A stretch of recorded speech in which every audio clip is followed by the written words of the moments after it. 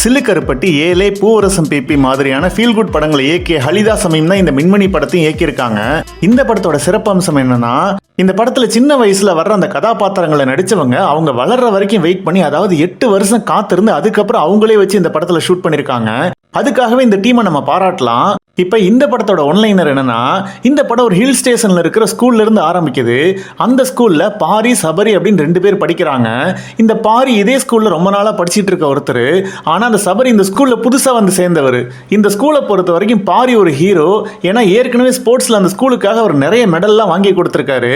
இந்த பாரிங்கிற கேரக்டர்ல தான் கௌரவ் கலை அப்படின்னு ஒருத்தர் நடிச்சிருக்காரு. இன்னொரு பக்கம் சபரி கிட்ட நிறைய திறமை இருக்கு. அவருக்குள்ளேயும் நிறைய எக்ஸ்ட்ரா கரிக்குலர் ஆக்டிவிட்டிஸ்லாம் இருக்குன்னு காட்டுறாங்க.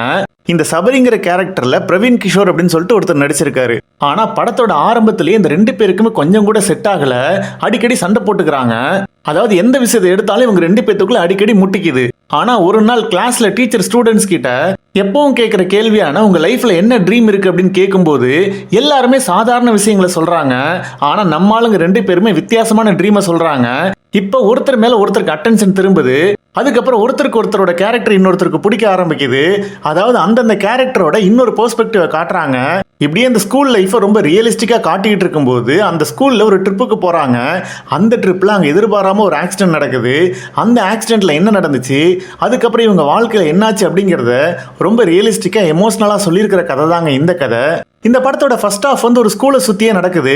ஃபர்ஸ்ட் ஹாஃப் முழுக்க ரொம்ப ரியலிஸ்டிக்கா போய் இன்டர்வல் ஒரு ஹை பாயிண்ட் வச்சு முடிக்கிறாங்க. ஆனா செகண்ட் ஹாஃப் இது கிட்டத்தட்ட ஒரு ரோட் மூவியா மாறிடுது.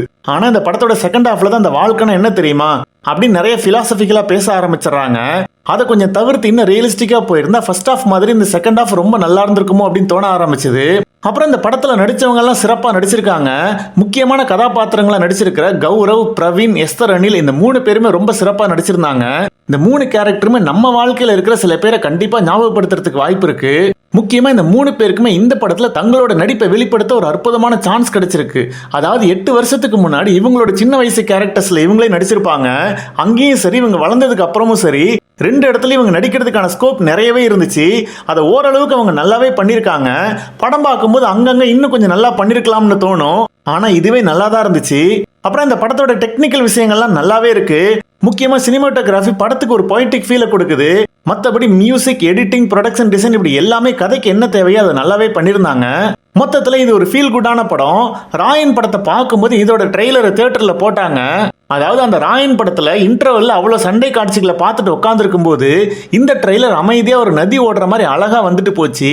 அதாவது அடிதடி, வெட்டு குத்து, எங்க பார்த்தாலும் ரத்தம்னே கொஞ்ச நாள படங்கள் வந்துட்டு இருக்கு. அதுக்கு நடுவில் இந்த படம் ஒரு நல்ல ஃபீல் குட் படமா வந்திருக்கு. இந்த மாதிரி படம்லாம் உங்களுக்கு பிடிக்கும் அப்படின்னா இந்த படத்தை நீங்க கண்டிப்பா தியேட்டர்ல போய் பாருங்க. மற்றபடி படம் பார்த்தவங்களா உங்களுக்கு என்ன தோணுச்சுன்னு கமெண்ட்ல சொல்லுங்க. இந்த வீடியோ உங்களுக்கு பிடிச்சிருந்துச்சுன்னா லைக் பண்ணுங்க, உங்க கருத்துக்களை கமெண்ட்ல போடுங்க. இன்னும் இதே மாதிரி வீடியோ பார்க்கணும்னா அந்த சேனலுக்கு சப்ஸ்கிரைப் பண்ணுங்க.